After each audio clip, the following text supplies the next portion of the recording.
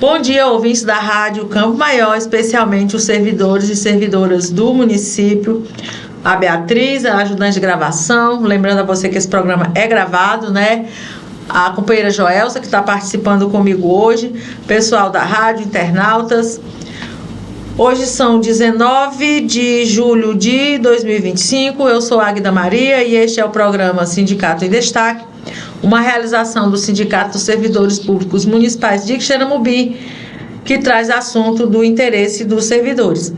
E para hoje nós temos a PEC 66, plebiscito popular, 13º salário, precatório segunda parcela, recadastramento do Sindicec e os informes. E eu queria, pessoal, em primeiro lugar, fazer um alerta para todos vocês.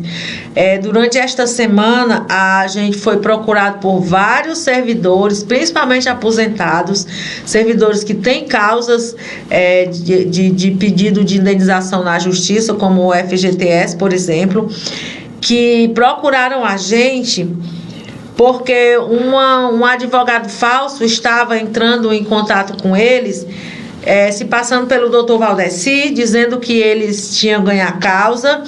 E eu quero dizer para vocês que o Dr. Valdeci, ele não entra em contato com ninguém, com nenhum servidor que tenha causa com ele. Ele entra em contato com o sindicato. Quando um servidor ganha uma causa, por exemplo, ou perde ou alguma coisa, tem que pedir algum documento, o doutor Valdeci avisa para a gente e a gente avisa para o servidor. Então, se está dizendo que você ganhou causa, se está dizendo que é do escritório do doutor Valdeci, é golpe, é mentira. A pessoa deve estar querendo tirar alguma coisa de você.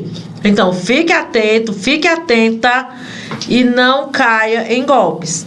Tá certo? Se você tiver alguma causa judicial, quem vai entrar em contato com você para dizer, provavelmente serei eu ou a Iracema, né? Nós aqui do sindicato que vamos entrar em contato com você.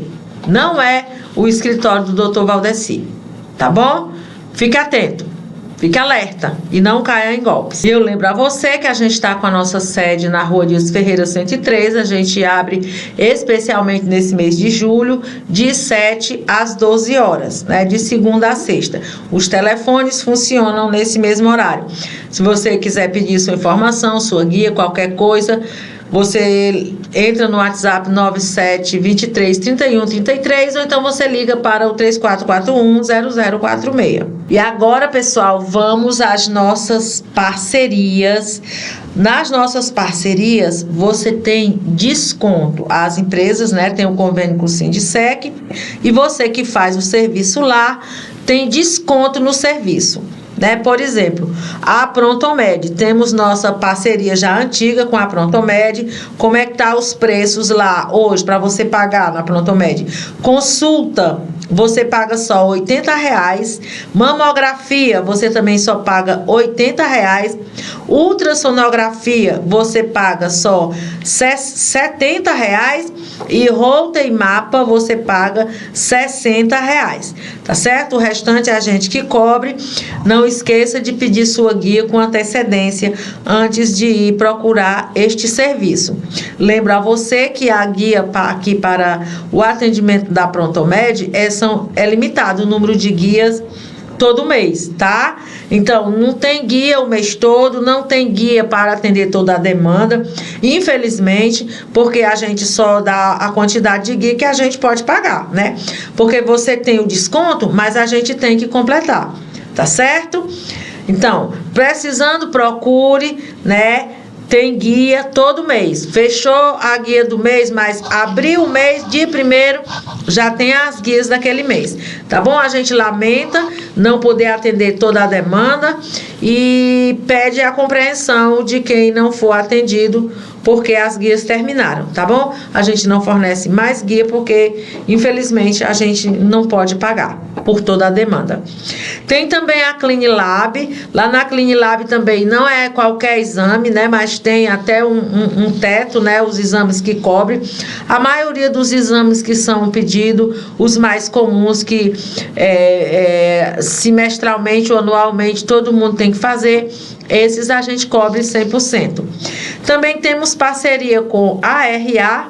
Para você comprar qualquer produto de papelaria, né? Nós temos desconto de 8% para as compras no Pix ou dinheiro. A Ótica Reis, para os nossos filiados, ela dá 18% de desconto.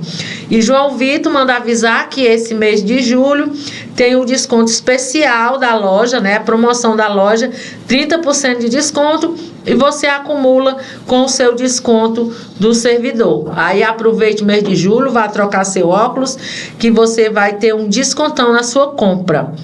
Com o Kionda também nós temos parceria no consumo de alimentação, tá bom? Exceto bebida, tá certo? É de 10% para você que é afiliado. No Pedro Motos, a gente tem também o desconto de 10% para a compra de peças, né? Aqui não inclui serviço. No Espaço Fitness, você tem o desconto de 10% para aulas de hidroginástica e natação. E se você se matricular agora nesse mês de julho, ganha um brinde também. E na Farmácia Maia, nós temos o desconto de 10% para medicamento genérico e 5% para medicamento de referência. Lembrando que você não precisa procurar o Sindicec se você vai fazer qualquer um desses serviços e for fazer em um desses locais. Você que é afiliado, você tem o desconto, tá certo? E não precisa você pedir nenhuma declaração, nada ao Sindicec. A lista de filiados já está nos estabelecimentos. É só você chegar lá e dizer que você é filiado, que eles conferem na listinha e pronto, você consegue o seu desconto. E também, pessoal, a gente está vendo novas parcerias, já a gente anuncia mais novidades. E estamos fazendo o recadastramento, né? Para que vocês não percam nenhuma das novidades e das vantagens que a gente está oferecendo, né? É bom você fazer também o seu recadastramento. Quando você vier aqui no centro de Quixeramobim, você aproveita, dá uma passadinha no Sindicec, faz o seu recadastramento, que é rapidinho, tá bom? E deixa todos os seus dados atualizados, pessoal, porque todo mundo precisa atualizar os dados. De vez em quando você tem sua conta bancária, o banco não chama para você atualizar, né? O INSS chama todo mundo vai fazer o negócio da prova de vida. Prova de vida é a atualização de dados, né? A validação dos dados que você tem. Então, a gente também precisa atualizar os nossos dados, que tem gente aqui que tem uma fichinha de filiação do tempo que o sindicato foi fundado. Então, nós temos agora uma fichinha nova, digitalizada, com foto e tudo mais. Então, vale a pena vir fazer, tá bom? Esperamos você aqui no sindicato para tomar um cafezinho e fazer o seu recadastramento. E também, pessoal, que muita gente me pergunta, e a segunda parcela do precatório? A segunda parcela do precatório? A segunda parcela do precatório, ela está prevista para a prefeitura pedir a transferência dela, né, a partir do dia 8 de agosto. A previsão é de liberar os precatórios das prefeituras a partir do dia 8 de agosto. Ai, Águida, já é para entrar na minha conta? Não, ainda não é para entrar na minha conta, nem na sua. É para a prefeitura transferir para a conta dela. Depois é que é o outro trâmite para vir para a nossa conta, tá bom? Então, continua aquela mesma previsão que eu já estou dando desde abril. A partir do dia 8 de agosto, para a prefeitura pedir para transferir para a conta da prefeitura, tá bom? E esta semana a prefeitura pagou a primeira parcela do 10º dos servidores da educação. É bom lembrar, né, desde já, para a gente já ficar todo mundo esperto, que a primeira parcela do 13º, ela é paga sem nenhum desconto. Não pode descontar nada da primeira parcela. Só se você pagar pensão alimentícia é que é descontado o valor da pensão. Mas se você não paga pensão alimentícia, você recebeu metade do seu salário todinho na primeira parcela. Os descontos vêm na segunda parcela. Previdência e imposto de renda, que é o que pode ser descontado do 13º salário. Vem na segunda parcela. Se você tiver qualquer convênio, empréstimo, qualquer coisa, não desconta do 10º, tá bom? O 10º só pode descontar previdência, imposto de renda e pensão alimentícia, né?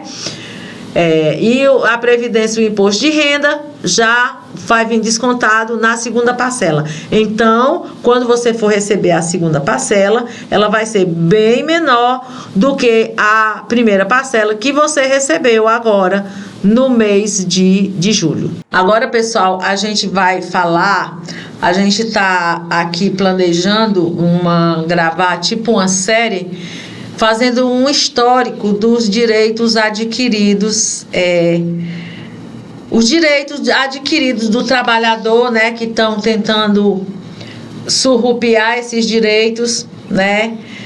As reformas aí que se planejam, é tudo para retirar direito, mas tem um direito que a gente ainda tem, né? Que é o 13º salário. E o 13º salário, ele também tem a sua história. Não é assim, hoje a gente tem esse direito que vivem querendo tirar, né? Mas nem sempre tivemos. Então, agora a gente tem a participação da companheira Joelsa. A companheira Joelsa é diretora do sindicato também, faz parte da diretoria executiva, é professora. Então, bom dia, companheira Joelsa. Bom dia, Águida. Bom dia a todos os servidores e servidoras de Xerambim e a todos os internautas. Agora irei ler para vocês um pequeno histórico da página do Instagram chamado Pensar História. Como a companheira Águida falou, né, que o 13º não caiu do céu nem surgiu do nada. Teve história e teve lutas por trás disso tudo. Há 63 anos, em 13 de julho de 1962, o presidente João Goulart sancionou a Lei 4.090, instituído o 13º salário. O pagamento do abono natalino era uma reivindicação histórica dos trabalhadores brasileiros, constando das pautas sindicais há mais de 4 décadas. Em 1921, os operários da Companhia Paulista de Anianger e da Indústrias Maria Ângela organizaram as primeiras greves exigindo o pagamento do abono. Apesar da pressão exercida pelos operários, o governo de Getúlio Vargas não incluiu o abono natalino na consolidação das leis do trabalho. Entre 1945 e 1946, uma onda de greves exigindo o pagamento do bônus mobilizou várias categorias, incluindo os metalúrgicos, ferroviários, tecelões e químicos. A mobilização levou algumas empresas a aceitarem o pagamento do bônus. A maioria dos patrões, entretanto, seguiu ignorando as demandas, ou concedendo presentes como panetone, sacos de laranja e garrafa de vinho como gratificações. Em 1951, o deputado Muniz Falcão, do Partido Social Progressista, apresentou um projeto de lei criando a gratificação natalina. O texto, entretanto, foi barrado pela Câmara dos Deputados, que alegou sua inconstitucionalidade por interferir nos encargos financeiros das empresas. A rejeição enfureceu os trabalhadores e motivou uma campanha sindical que se prolongou por uma década. Todos os anos, o abono de Natal era apresentado como principal reivindicação nas listas dos dígitos coletivos. Em 1959, o deputado trabalhista Arão Setbruch formou um novo projeto de lei, propondo a instituição do abono, a fim de pressionar o Congresso a aprovar o projeto. Os trabalhadores deram início a uma greve geral. A paralisação foi puxada pelos sindicatos dos metalúrgicos e têxteis de São Paulo. O movimento foi violentamente reprimido pelo governador paulista, Carvalho Pinto. Mais de 50 líderes sindicais e 1.300 trabalhadores foram presos e o Sindicato dos Metalúrgicos foram submetidos a um verdadeiro cerco pela polícia. As paralisações se espalharam pelo país e foram acompanhadas por revoltas populares. Na Baixada Fluminense, as forças policiais reprimiram brutalmente uma onda de saques, deixando 42 mortos e mais de 700 feridos. A Justiça considerou a greve ilegal. Fiesp, associações patronais e os grandes jornais pressionaram Goulart a vetar o projeto de lei, afirmando se tratar de uma medida populista que traria enormes prejuízos para os empresariais. Em editorial, o jornal O Globo disse que a criação do bônus seria desastrosa para o Brasil. O pagamento sobrecarregaria os custos operacionais, levando a quebradeira generalizada e uma onda de demissões, além de expor o país ao aumento desenfreado da inflação. Apesar da pressão, Goulart manteve a promessa feita aos trabalhadores e sancionou o projeto de lei, instituído o 13º salário. A imprensa reagiu histericamente, rotulando o presidente como um demagogo irresponsável que havia cometido um atentado contra o setor produtivo. O apocalipse anunciado pela imprensa nunca se confirmou. Ao contrário, a adoção do 13º salário teve impacto extremamente positivo para a economia, movimentando o comércio, estimulando a indústria e gerando empregos sancionais. O DIEESE estima que o bônus represente uma injeção de 250 bilhões de reais na economia do Brasil. Para vocês verem, né, meus caros, como tudo que o servidor, que o trabalhador tem em termos de direito, foram com muitas lutas e muitas conquistas. E nós precisamos ficar alertas para que esses direitos não venham ser tomados de nós. E isso é uma resposta muito grande do movimento que está acontecendo atualmente, que é o plebiscito popular, né? O plebiscito popular é onde o povo começa realmente a mostrar sua vez e voz de direito, para eles realmente decidirem o que realmente querem, para eles poderem serem escutados. Que é muito a questão do trabalhador que vai exercer, né, a sua demanda de trabalho, que é o fim da escala 6x1, onde muitas pessoas não têm aquele um dia realmente para ter o seu descanso merecido. Por quê? Porque já vem uma carga muito grande de trabalho e um dia é muito pouco. E também tem, né, para os trabalhadores e servidores, vem a questão da reforma tributária, a questão da isenção do imposto de renda até 5 mil. Né? Que isso cabe principalmente aqui, a nossa realidade, nós professores. Por quê? Porque a gente precisa entender que esse plebiscito popular faz nos entender o porquê que nós que ganhamos até 5 mil temos que pagar aquele imposto X, enquanto os super ricos não têm a obrigação de pagar uma quantia de imposto tão grande como a gente. Porque isso não é uma questão só de formalidade, isso chama-se uma questão de injustiça. E nós, servidores, precisamos estar alertas, de olhos abertos e fazer, sim, um grande movimento para validar e fortalecer esse plebiscito popular. Pois é, pessoal, o plebiscito popular é um instrumento legítimo do povo para pressionar os governos, para pressionar o Congresso Nacional, tá certo? Dizendo o que é que a gente quer, o que a gente deseja. Que a gente é um documento que você pode usar para fazer exigências. Tá bom? Então, você entra lá no site plebiscitopopular.org.br.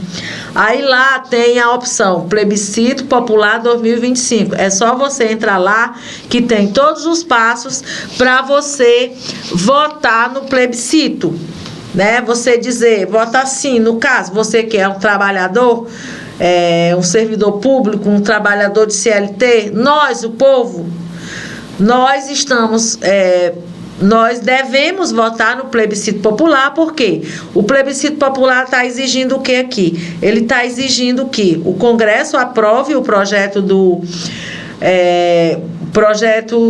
governo federal, que isenta até R$5.000 de imposto de renda o trabalhador, né, que ganha até R$5.000. No caso, nós servidores, nós professores estamos aí, como já falou a companheira Joelsa, e muitos trabalhadores, que mais de 90% da categoria trabalhadora do Brasil ganha menos de R$5.000. Então, tá todo mundo inserido aí, tá certo? E também a gente está pedindo o fim da escala 6x1. Nós que somos do serviço público, a gente já tem a escala 5x2. Mas o trabalhador CLT, por exemplo, ele ainda está na 6x1. Trabalha de segunda a sábado, né? E tem um único dia de descanso. E precisa de pelo menos 2. Que nós do serviço público, que já conseguimos os 2 dias de descanso semanal, a gente sabe que é pouco, precisava era demais, né? Para o tanto de estresse que a gente vive no trabalho, precisava era demais. Então, pede isso, basicamente. E quem é que vai pagar essa conta, né? Porque se a gente vai ser isento de imposto de renda, nós que ganhamos pouco, o governo precisa arrecadar. Quem é que vai pagar? Aqueles que não pagam, ou seja, os super ricos, que enquanto eu, Águida Maria, pago uma alíquota de 27,5% de imposto de renda, ou seja, do salário que eu ganho todo mês, 27,5% é descontado lá na minha folha de pagamento para imposto de renda.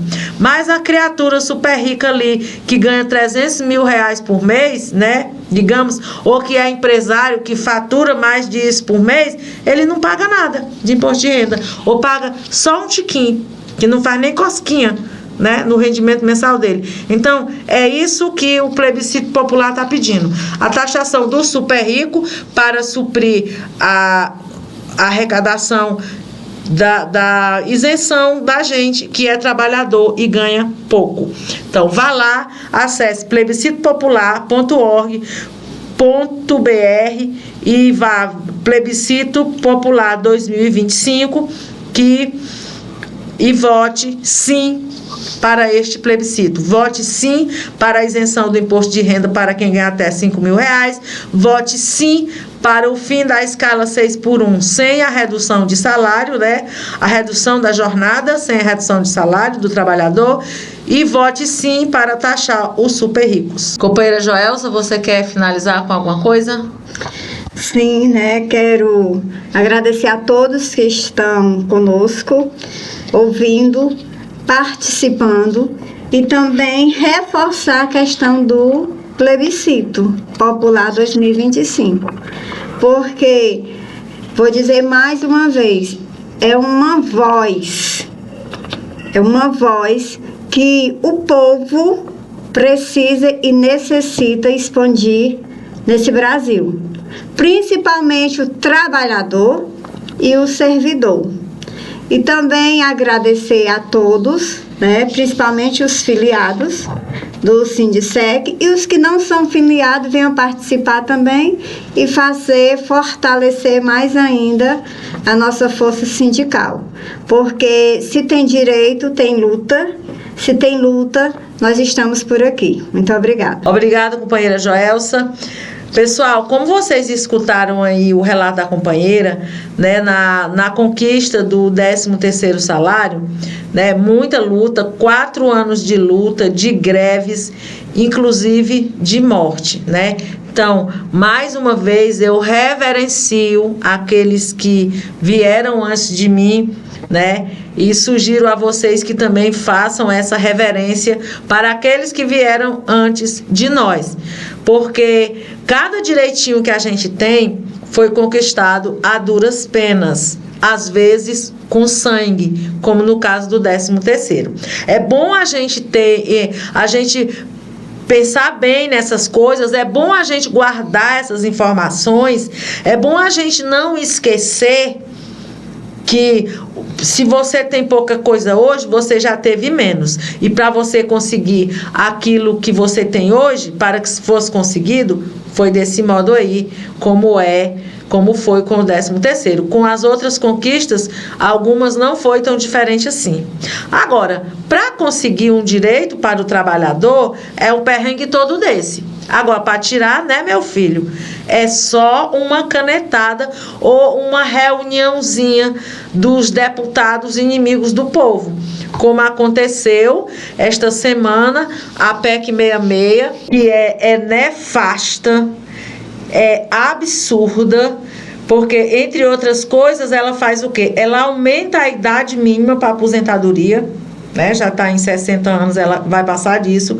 Ela aumenta o tempo de contribuição do trabalhador, que já está em 40 anos, vai aumentar. Ela acaba com a autonomia dos municípios, coloca em risco todos os regimes próprios de previdência. Por quê? Porque traz a obrigatoriedade dos municípios cumprirem na íntegra a reforma, a emenda 103, né, que é a reforma lá, aquela nefasta do genocida Bolsonaro. E o município ainda tem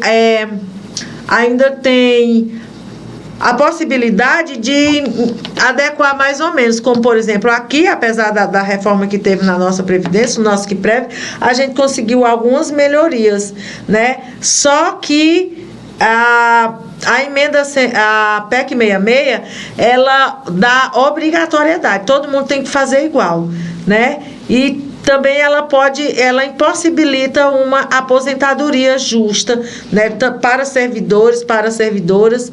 Por quê? Porque com as regras novas que ela vem trazendo, fica impossível, inclusive, de ter uma aposentadoria integral. Nunca mais ninguém vai ter uma aposentadoria integral na vida. Vai todo mundo passar por salário mínimo, se ela for aprovada. Foi aprovada na Câmara esta semana, né? Já é considerada inconstitucional, mas é uma proposta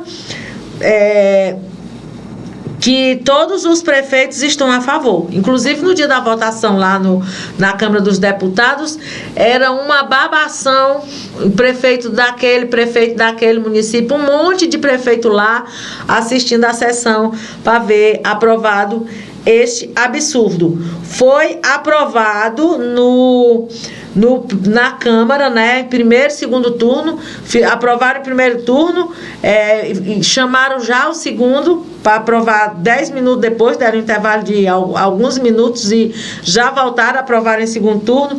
Agora a proposta está no Senado. A PEC já veio do Senado, mas como ela foi modificada na Câmara, ela tem que voltar para o Senado.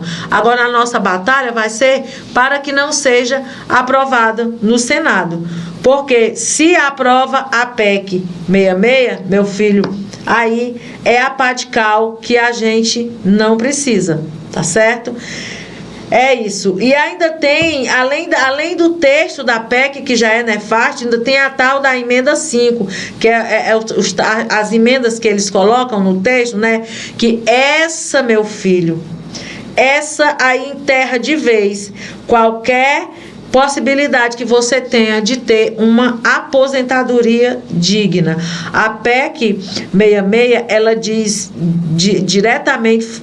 dialoga diretamente com a Previdência, né? As nossas aposentadorias, o nosso futuro. Então, a gente tem que dizer não, a gente vai iniciar uma campanha bem ferrenha contra isso, né? Nas mídias, e todo mundo precisa participar. Os senadores, eles têm que sentir a pressão da rua, eles têm que se sentir pressionados pelo povo. Se a gente não for para a rua, mas a gente pode ir para as redes, que eles têm rede social, para eles entenderem que se eles votarem contra nós, quem não volta na próxima legislatura são eles. E agora acabou o nosso tempo, pessoal. Muito obrigado pela audiência. A gente volta na próxima semana com novos assuntos para vocês. Boa tarde, bom final de semana.